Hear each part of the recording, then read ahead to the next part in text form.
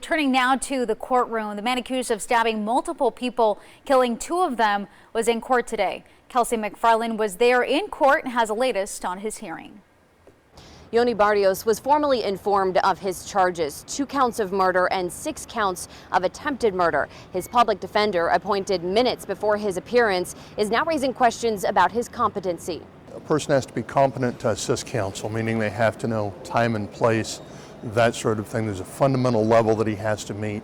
There's some concerns about whether or not Mr. Barrios is competent at this point. Attorney Scott Coffey is the public defender assigned to Yoni Barrios' case. He says they're just getting started on determining his defense. In our limited discussions, our limited contact, he's been fine to deal with, other than some of his answers don't exactly track what you might expect.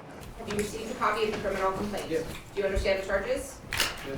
Coffey's office will do an internal evaluation of Barrios to determine whether or not he's competent. If they determine he's not competent, Barrios would undergo a third-party court-appointed psychological evaluation.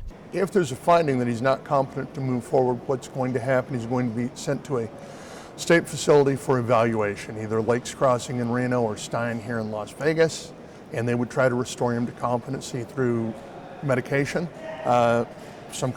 any kind of psychological counseling they could give him. When asked whether or not Barrios is a U.S. citizen, Coffey said they don't know right now. They do know Barrios is from Guatemala and spent time in California before coming to Las Vegas. After Barrios waived his right to a preliminary hearing within 15 days, the judge set his next appearance date. Barrios' next court date is set for January 12th, 9:30 a.m. for his preliminary hearing. Reporting in downtown Las Vegas, I'm Kelsey McFarland.